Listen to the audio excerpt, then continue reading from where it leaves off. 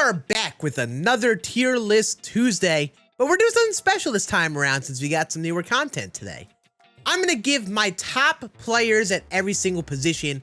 Instead of doing the S all the way to F tier for a majority of our diamonds, I'm going to give you the top 5 players at every position who I think are the best of the best. We're going to get very nitpicky here today. Sit down, get comfortable. Let's get on into our top 5 list. Just to get some things out of the way right away, first of all, these are from my experiences. I am recommending cards mainly for a Hall of Fame ranked seasons push. That's where people really get the most nitpicky with their teams. You may have a player you like more, and that is the beauty of this game. So let me know in the comments what players that I missed out on, what players you think that you do really well with that may not have had on the list. I would love to hear your thoughts down there. So I'm going to keep these positions at primary only for the sake of simplicity so it isn't too chaotic. I don't want to mention secondaries in the top 5 just because it gets a little chaotic and hectic on how you can get them all involved. But I will mention some secondaries very likely in my honorable mentions. Each position will have a few honorable mentions that aren't in the top bunch, in case you're looking for some extra options outside of the top 5. Outside the top 5, I have Johnny Bench, Yadier Molina, and Mike Piazza. They kind of lack in one thing, whether it's the swing animation, maybe it's some attributes, something like that that people may not love, but there's a chance that you like them, so I should at least mention them as some of your best catcher options in case you have not used them yet. At number 5, I have Joe Mauer, who is mainly there for being the lefty option. You face a lot of righties at this current point in the game. This bat should be really nice still. I've had a lot of fun with this card, and a lot of people have still used him. Surprisingly enough, I have Jason Kendall at number 4. I've actually matched with this card so far. Literally, the only weakness of this card is the power versus right. That is about it. Versus left, he's done very well for me.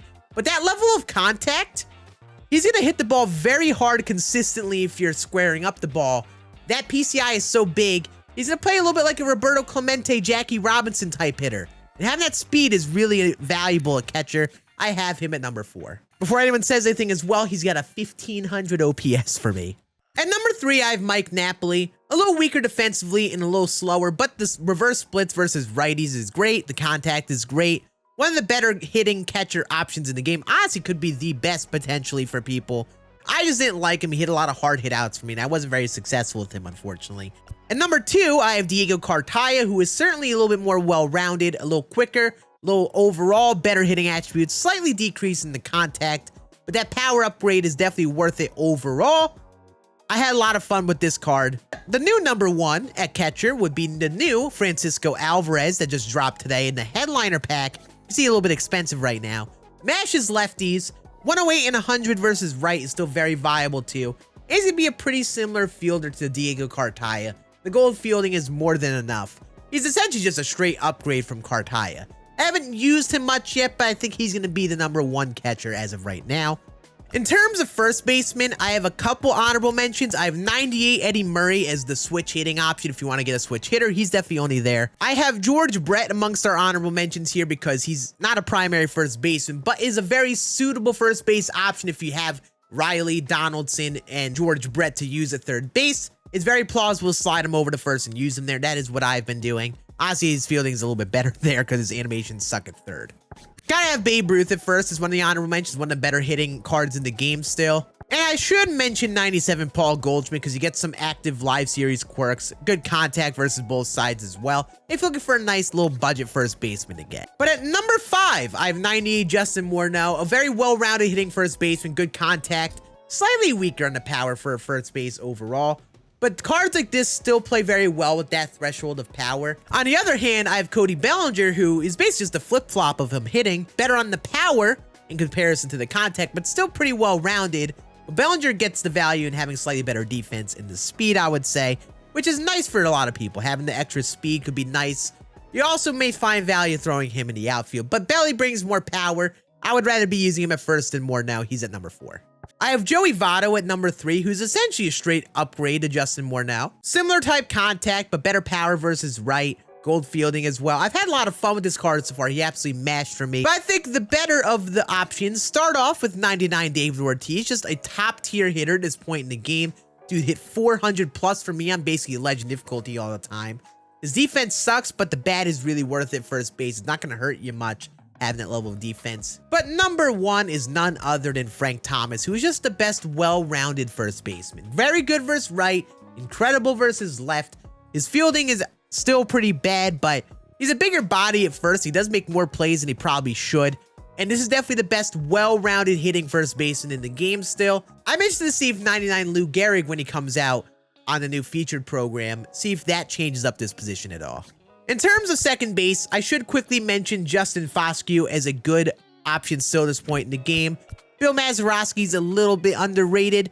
I've had some fun with his swing in years past. Could be a good starter second base if you don't have many options. And I want to mention monthly award Matt Carpenter because he is one of the best offensive cards in that position. So he would be a viable secondary second baseman if you're looking for one. But in terms of our primaries, at number 5, I have Chase Utley. Just still very well-rounded card. I had a lot of fun with him. Good mix of contact, power, speed, defense. I have Javier Baies at number 4, just a little bit above, especially because when he gets to higher parallels now, that becomes a lot more of a well-rounded hitter than Chase Utley. Just a righty bat, and I feel like people don't love Javi's swing as much as Utley's, but Baies is actually a pretty fun bat that I haven't seen used enough. But I think the best of the options start with Brian Roberts. Switch hitting, he's slightly weaker in the contact versus left than some of our other players that we have to list. However, the switch hitting makes up for that, and he has some sleeper power. But honestly, it's between Cano and Jackie at 1 and 2, and I'm going to put Jackie at number 2. You're getting top-tier contact, pretty good power versus both sides, but mainly versus righties. This card is going to have some nice pop. He started off with pretty good defense, but the speed is definitely what people use Jackie for, the contact and the speed, which is always very valuable to have in your lineup, and he was very good this year. However, the reason I have Robinson Cano at number 1 is just the sheer overall hitting. He does sacrifice some contact versus left. The power versus right could have maybe been a little better, but 91 power definitely plays at the base attribute to get it to 95. The contact versus left is definitely still great at this point in the game with that level of power. This man has only hit nukes for me, and his defense is great at second base. I think he is definitely the number 1 second baseman at this current point in the game. Someone may say I have Yankee fan bias and all that, but his card is absolutely matched for me, and his swing feels really good this year. Now we slide over to shortstop, and there are actually a few very solid options that are going to be just outside of the top 5. Noel Marte starting off the bunch. Mainly I have him out there because he is a little bit slower, a little lower on the contact versus left, and there's some other options I think are a little bit more well-rounded than him, but this is a nice well-rounded option if you like him. I've got Ellie De La Cruz just outside of the bunch. He gets value being a switch hitter, but a very well-rounded shortstop nonetheless. And then 96 Xander, if you're still looking for someone that, you know, maybe haven't tried, someone who is a little bit down in the depth chart. But at number 5, I have none other than Dansby Swans, and this card was incredible for me when I used him. Once he got the parallel 3, started to hit nukes. And just definitely one of my favorite cards of that all-star program. If you haven't tried him and looking for a shortstop, he's still amongst the best in my personal opinion. At number 4, I have Cal Ripken, who's essentially just a straight upgrade offensively. The contact is better. The power-based attributes is better as well, I think. And the fielding is basically top tier as it's going to ever get. You are losing a little bit of speed on Ripken, but 69 speed is still very nice. And I will say this card is definitely worth a try at shortstop if you still haven't liked some of your other shortstop options. I would wait for his price to get down a little bit cheaper before you buy him. Number 3, I have Anthony Volpe. Very well-rounded. He brings more stealing ability than Noel Marte, so I think he gets more value in that front if you really want to steal with him. But also is just better well-rounded. He has over 100 contact versus both sides. You are sacrificing a smidgen of power versus the left like you would have with Noelvi, but I think just having the well-rounded hitting attributes is worth a try. If you haven't tried getting him in your BR program, I'll give him a go if you haven't found that shortstop you've liked yet, but honestly pretty close to Cal Ripken. O'Neal Cruz as well is very close to our other shortstop options. He has the power edge though, and has the really good arm and 99 speed, which a lot of people have a lot of fun with. It's just that level of contact might be a little bit low for you on Hall of Fame difficulty if that's something you deal with. This card should be a really good power hitter with great speed. Extra base hit machine here. I have him at number 2. As 2, 3, and 4 have been very close options, I think the shortstop everyone should be going for is 99 prime Ernie Banks and Chase Pax at 4. Just the best overall hitter to position. It's not really close. 125 contact versus left is elite. 121 power versus right is elite. And he's got diamond defense at short. He's just going to be a little slower, which is a downside of a player like this. Might not have as much range at short. but that bat is really what you're getting Ernie Banks for, and without a doubt, he's the best pure hitter at this position right now. Now, in terms of third baseman, I do need to mention Rafael Devers if you enjoyed him. Still pretty viable, just weak on the power versus left this point in the game. And I will mention Josh Young as well, as pretty similar to Ron Santo, actually. Pretty underrated card. But at 5, I am actually going to start with none other than Ron Santo. He's got the elite fielding at third base. The contact, pretty solid. The power I have really enjoyed. I've really enjoyed his swing. And just the speed is very solid on this card. He's hit 568 for me so far. Carried a BR run that went 12-0 with the other week. Definitely, if you haven't found a third baseman you've liked, this is a great one to get. He's not too expensive on the market. Jordan Walker, the headliner, is actually even cheaper than Ron Santo and brings more power to the table. I like having power at third, so I have him above him on that front. I've heard a lot of people enjoy him. But now we're getting into the cream of the crop at third base.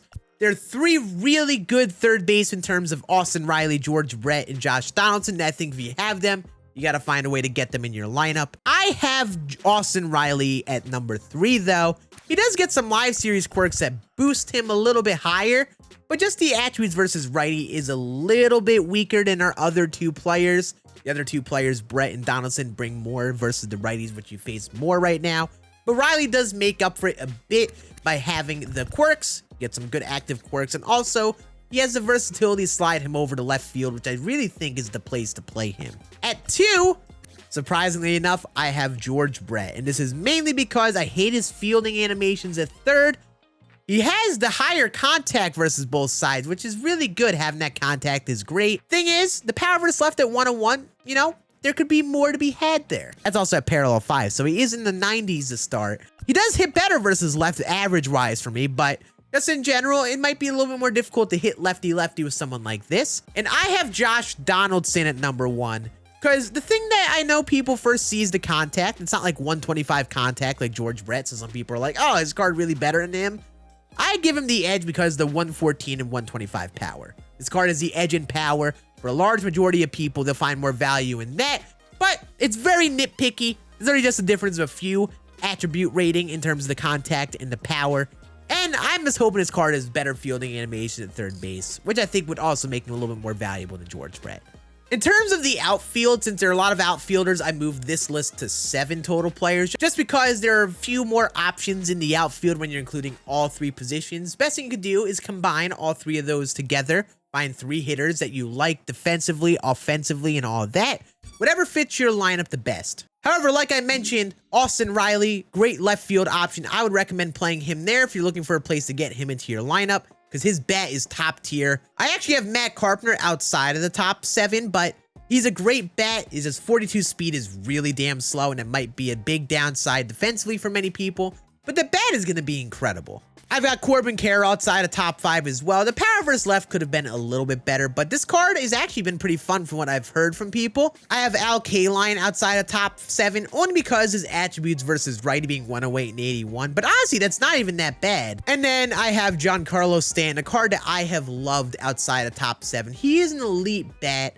It's just that at this point in the game, we have enough outfield options that aren't sacrificing much offensively to get better fielding.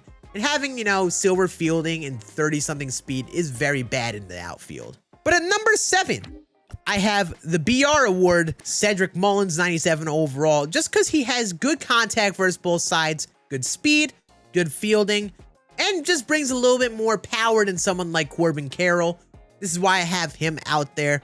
Corbin Carroll got a little bit of a boost in some of the other attributes, while Cedric Mullins has good power, which is definitely more valuable than, say, having a little bit higher clutch and discipline, for example. At number 6, I have Babe Ruth, because he's still one of the best overall hitters in the outfield, while also bringing good enough defense. The silver fielding isn't great, but at least he has 60-something speed at high parallel, which means he will have viable range in the outfield, unlike Mr. Giancarlo Stanton. So if you're going to use that big power corner outfield bat, Babe Ruth should be one of your options you consider. I do have Roberto Clemente still in this top 7 at number 5. Just the contact is great. The power is pretty solid. A little weak in comparison to your other options, but for many people, having an elite fielder with solid speed and great contact is very nice to have in your lineup. especially if you're unsure of who to rock in your outfield. At number 4, I have Home Run Derby Julio Rodriguez. The bat is elite. Just the only downside is the fielding. You might get some bad jumps, might be all over the place.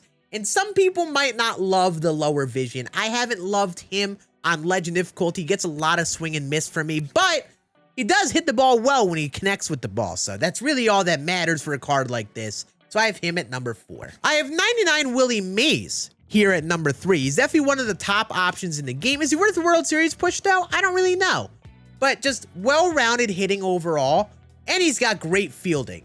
He's basically higher on the list than Julio because he is going to be a great fielder in center, which is definitely valuable for your team, while also bringing good, well-rounded attributes. At number 2, I have Home Run Derby Juan Soto. Just because he's a top-tier hitter, and having that silver fielding and 50 speed and right isn't going to punish you much. He's bringing better overall hitting than, say, Julio Rodriguez. You're getting a big offensive increase by throwing him in right field. If you're going to use that big hitter corner outfielder, he's definitely the guy to use. So I have, obviously, at number 1, I have 99 Ken Griffey Jr. You thought 99 Andrew McCutchen is the easy number 1. Just incredible hitting attributes, fielding, and speed. Like, if you have this card, I think you should be using him in center, but you want to make sure your outfield is 3 diamond fielders. But that's why Kutch is nice, because you can play him in any outfield position, and he'll have diamond fielding everywhere. So you can make your outfield really work with a player like this, no matter what players you have out there. And he's an absolute stud. I almost forgot to mention another honorable mention, Riley Green. I should have him amongst our honorable mentions because he is a nice, well-rounded outfielder. I think he's better off in the corner outfield than center field with only 72 speed, but a nice outfielder nonetheless if you're looking for one. I just think he's not bringing enough offense in the corner outfield and not bringing enough speed for center field. However, a nice bat at any of those positions if you are lacking a little bit of depth. Now that we're back at starting pitching, again, this will be another position with 7 players. I'm going to speak on my experiences, what I think is most valuable in Hall of Fame difficulty, which a lot of times will be velocity, but you want good enough control with that velocity. Kerry Wood is one I have outside of the top 7, surprisingly enough. Even though he's a 99 overall with great hits and Ks per 9, it's just his pitch control is meaningless. And his walks per 9 being so low is really tough to locate. It almost drove me nuts. He might be someone that could be tough to pitch with on Hall of Fame because some of those players might be really good at hitting the velo. See, I have an 11 ERA with him in my one game I used him. I have Daniel Espino and Bob Feller outside of the top 7 because they are velocity type pitchers. However, they are definitely a little wild on the control again, and I have faced them and kind of kicked their butts when I faced them recently. I know, my experience isn't the same as everyone else, but these pitchers are a little bit more risky because they're lackluster walk per 9 ratings. While the hits per 9 is good, these guys could be pretty inconsistent. I have Zach Greinke outside the top 7 because he does tip his pitches, and some people on Hall of Fame might read that and say, no, that's a part of the game. And I have Shohei Ohtani as well as someone who's a fun two-way player for the hitting. If you can hit with Ohtani, he's definitely worth the use, but he's also not a bad pitcher at all. But at number 7, I have Corbin Burns. I just think the sinker cutter mix is great. Having the outlier is nice. And his walks per 9 is actually pretty solid in comparison to other players, so he should have pretty good control. Very viable pitcher if you're looking for an easy to acquire one from the All-Star Game program. At number 6, I have Al Leiter. Now, Leiter cards are always fun to pitch with. As a control pitcher, he's pretty nice, but the thing is, again, he's a little low in the walks per 9 for a control pitcher, so his par is going to be a little bigger than they probably should feel. The pitch control ratings don't do that much like I've tested before. And just in general, he doesn't have a changeup, but I think having a changeup on a pitcher like this is very valuable, just so you can have something to play off of the sinker and the cutter. But Al Leiter gets viability of being that lefty. He's a lefty in a pretty righty pitcher meta, which is worth noting. So I have him at number 6. Right after him, I have Mike Messina at number 5. He has the better walks per 9, so his control should be better. He should actually hit the spots, but again, he falls victim to having no changeup. But he's essentially like a righty Al Leiter with better control and better hits per 9. I would rather use him of the two. Even though he got rocked in the one game I used him, I think that Mike Messina will likely be a viable use for many people, especially if you like the control pitchers like I do. At number 4, I have Pedro. And honestly, this is pretty much a coin toss between Pedro and Grayson Rodriguez because they're very similar type pitchers with the outlier four seam, slower cutter, circle change, slider, curveball. I didn't like Pedro as much in my games of using him, but he does have the good hits and Ks per 9, and his stuff is really good. Chances are you will like at least one of him or Grayson Rodriguez. So I have Pedro here at number 4. And then I have Grayson at number 3. I have liked Grayson a little bit better. I don't necessarily know why. I think it's because his cutter being a little slower. I personally pitch better with having a little bit of a slower cutter in comparison to four seam, have more of a drastic change of speed. So I would put Grayson personally at number 2, but again, him and Pedro are very similar type pitchers. It comes down to personal preference and who you like more. But at number 2, I have 99 Nolan Ryan, and I do think he's probably the more overall better player. Yes, his control is a little wild, but I swear people just have a tough time reading Nolan's release. The outlier fastball and sinker combo is great, and that circle change being so slow is what makes him really tough. You gotta slow down to that. And at least as a pitcher like him with like the lackluster control, at the very least he's got even higher hits per 9 than someone like Kerry Wood does. And I just like having that sinker. The sinker is really what makes Nolan Ryan great. But obviously number 1 is none other than Randy Johnson, just the outlier, the slider slurve. He's still that go-to pitcher, absolutely top tier in this current state in the game still. And being a lefty is really valuable because there aren't that many really good lefty starters. So Randy Johnson is a very easy number 1 for me. And last but definitely not least, we have our bullpen. And just to mention some extra options for you, 96 Houston Street and Brian Wilson could be viable options if you're looking for some back end of the bullpen guys. They might not be great for you, but they are worth a try. They have a cutter or a sinker that makes them pretty viable. They aren't going to be lights out incredible, I don't think. Goose Gossage as well. He's got the great hits per 9, just really crazy on the control for this type of card. And then Joe Mantiply could be viable if you want that control lefty. I haven't been great with him, that's why I have him outside the top 7, but having a control lefty like this is always nice to have in your team if you need extra bullpen options. But at number 7, I have Jorge Lopez, but this is someone I have not pitched well with, but I know other people do. Outlier sinker, great overall pitch mix, is very valuable to have in the pen. He's at number 7. Number 6, I have Ryan Helsley, and honestly, I don't know if it's just because he's underused at my rating and such. This is actually a very nice reliever. Maybe the fastball slider circle change are the best pitches. The outlier is great, the great hits per 9 for a reliever at this point in the game. From what I've used, actually, he's been lights out too, so I have him at number 6. At number 5, I have 94 overall Chad Green. There's great hits and Ks per 9. He's got the sinker, cutter, slider mix. If you're looking for a reliever with those pitch mixes, Chad Green is going to be your guy. And he's a very solid reliever still at this point in the game for someone that was really, really easy to get. At number 4, I have Gregory Soto, still popular used in bullpens, high hits and Ks per 9. Actually not bad in the walks per 9 for a Gregory Soto card. Just really good stuff out of a lefty reliever. Having lefties in your pen is nice so you can get late game outs against those big lefty bats. Very nice to have. But surprisingly, who's actually been better and who I've liked more is 93 Zach Britton. Why he's really nice, he's got the outlier sinker, he's got a couple fastballs to mix in with, he's got the slow sliders, he's got great change of speed. And for many people, it's difficult to slow down to the slider after seeing the high velo sinker. So I have him at number 3, but he's kind of a coin flip between him and Soto as being some of the better lefties in the game. At number 2, this may surprise some, I have 96 Raleigh Fingers. Just in general, he's been great for me so far. He's got the sinker slider.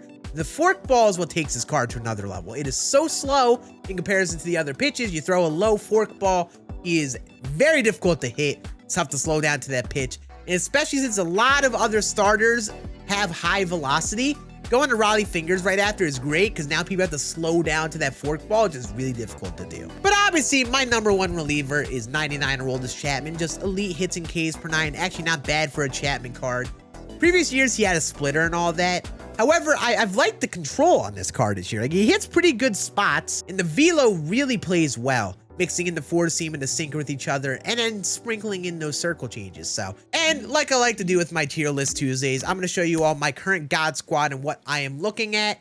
This is my current team. I finally got Soto out of a home run derby pack, so I have him in right field. Like I mentioned, I have George Brett at first, and I am still using Jason Kendall catcher, experimenting with him, seeing how he does. But honestly, he's been very fun. And then my rotation has been Randy, Pedro, Grayson, Messina. Right now, I have Kerry Wood in there. I think I'll try him one more start. If it doesn't work out, I might put Corbin Burns or Ohtani in there for the fun of it. I appreciate you all watching this special episode of Tier List Tuesday. I know this one was a little bit of a longer video talking about cards individually. It takes a little bit more time, but I hope you guys enjoyed it nonetheless. Make sure you hit that thumbs up down below if you enjoyed. Make sure you check out the other Tier List Tuesdays if you want to see my thoughts. And we'll be back again next Tuesday with a normal tier list with our new content. And I'll make sure to make a video once we get our new featured program, who I would be picking out of each boss pack. I appreciate you all watching. I'll see you guys next video tomorrow. Deuces.